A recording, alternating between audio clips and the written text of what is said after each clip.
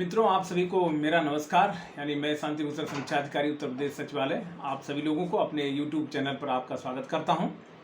मित्रों, आज कुछ विशेष बात करनी थी, जैसे कि हमारी क्या रणनीति होनी चाहिए। ऐसे माहौल में हम क्या तैयारी करें कि जल्दी नौकरी मिले, जल्दी जॉब मिले, जब नौकरियां कम निकल रही हैं। जैसे स्पेशली अगर मैं उत्तर प्रदेश लोक सेवा आयोग से निकलने वाली विज्ञापन की बात करें, जैसे आर ओ की बात करें, तो अभी वैकेंसी आई नहीं है। ऐसे में हम लोग क्या तैयारी करें, कहाँ अंधेरे में अब तैयारी करते रहें। बहुत सारे लोग पूछते हैं वैकेंसियाँ कब आएंगी, कितने पद होंगे।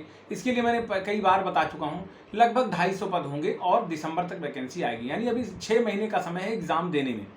इस बीच अगर कोई वैकेंसी आती है या कोई एग्ज़ाम है, तो क्या हम लोगों को एग्ज़ाम देना चाहिए, फॉर्म भरना चाहिए या नहीं भरना चाहिए। ऐसे बहुत सारे कमेंट्स आते हैं हमारे यूट्यूब चैनल पर, तो हमने सोचा उसका जवाब दें, पहली चीज़। दूसरी बात ये कि हम तैयारी किस तरह करें कि जिससे कि हम पहले एग्ज़ाम कोई आ रहा है तो उसको भी दे लें और आरओ के एग्ज़ाम की प्रिपरेशन में कोई फ़र्क ना पड़े।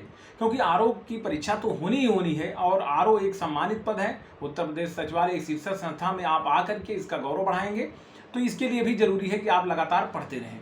तो ऐसा क्या किया जाए कि आरओ का भी जो है तैयारी होती रहे और साथ साथ अन्य कोई परीक्षा आ रही तो उसे भी दें। क्योंकि जो लोग बेरोजगार हैं, जो लोग वर्तमान में जिनके पास कोई रोजगार गवर्नमेंट जॉब नहीं है, ऐसे में वो ऐसा नहीं कर सकते कि आरओ की वैकेंसी आने तक कोई और एग्ज़ाम न दें। उनको देना ही पड़ेगा, बिल्कुल देंगे वो लोग, और देना भी चाहिए।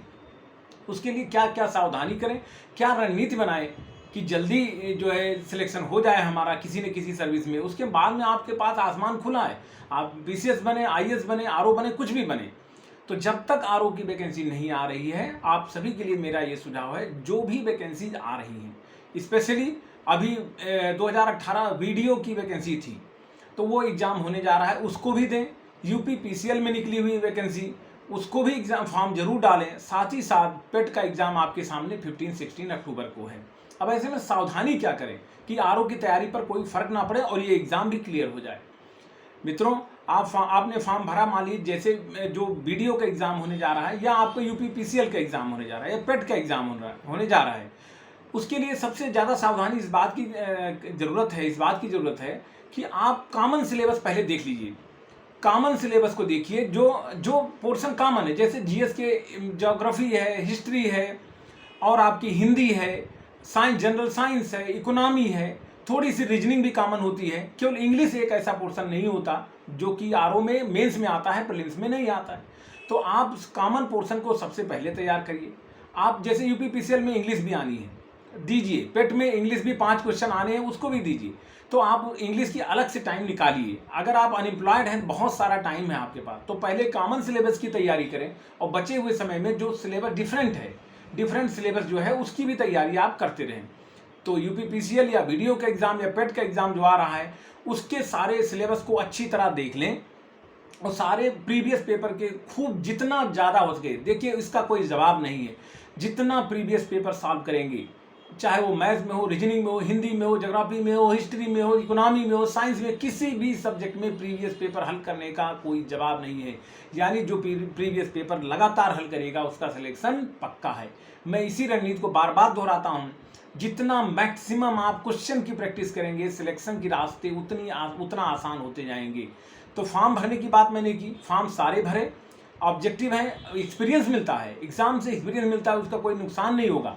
और आरओ का एग्ज़ाम अभी लेट है, तो आप पहले जो एग्ज़ाम है उसकी तैयारी करिए, कॉमन सिलेबस पे भी फोकस करिए, और जो डिफरेंट है उसको अलग से थोड़ा सा तैयार कर लीजिए। बाकी सिलेबस लगभग जीएस के, करंट अफेयर्स के, हल्की सी रीजनिंग, हिंदी, ये सब आरओ में भी है और अन्य एग्ज़ाम्स में भी है। थोड़ा सा इंग्लिश या मैथ्स अगर आता है तो आप उसकी अलग से तैयारी कर लीजिए। तो मेरा कहने का सुझाव मतलब ये है कि आप किसी भी एग्ज़ाम को अवॉइड मत कीजिए। अगर आप अनएम्प्लॉयड हैं तो एम्प्लॉयड लोग एक सिंगल टारगेट लेकर चल सकते हैं। वो चाहे तो पीसीएस बने या आईएएस के लिए टारगेट आप फिक्स कर लीजिए, आप पढ़ते रहिए। लेकिन जिन लोगों के पास आरओ का फोकस कर रहे हैं या कोई अभी तक कोई उनके पास जॉब नहीं है, वो बीच में आने वाले प्रत्येक एग्जाम को दें, उससे एक्सपीरियंस मिलेगा, उसका फ़ायदा होगा। तो इस तरह आप अपने मन से कोई भी कन्फ्यूजन निकाल दें कि इस फॉर्म को ना डालें जिससे आरओ तैयारी ना प्रभावित हो, अगर डालेंगे तो डाइवर्ट हो जाएंगे, ऐसा कुछ भी नहीं है। लगातार जो भी आप पढ़ेंगे वो आरओ में काम आएगा। इसलिए आप लोग बिल्कुल तैयारी करते रहिए, सारे फॉर्म डालिए, कॉमन सिलेबस को आइडेंटिफाई कर लिए, डिफरेंट पार्ट पोर्शन को भी आइडेंटिफाई कर लीजिए, उस हिसाब से तैयारी कीजिए। और प्रीवियस क्वेश्चन पेपर को again and again I am repeating, जो प्रीवियस क्वेश्चन पेपर का कोई जवाब नहीं है उसको आप करते रहिए, निश्चित तौर पर सफलता मिलेगी। आप जो भी फॉर्म आ रहा है प्रीवियस क्वेश्चन पेपर जबरदस्त हल करके जाइए, 5-5 बार 4-4 बार जितना मैक्सिमम टाइम हो सके आपका सिलेक्शन इसी 6 महीने में निश्चित तौर पर हो जाएगा जो भी एग्जाम आएगा। साथ साथ आरओ की तैयारी के लिए आप जीएस के सारे पोर्शन को, हिंदी के पोर्शन को पहले से भी कवर करे रहेंगे तो वहाँ भी कोई दिक्कत नहीं आएगी, वो भी एग्जाम बहुत आसानी से क्लियर हो जाएगा। Thank you very much.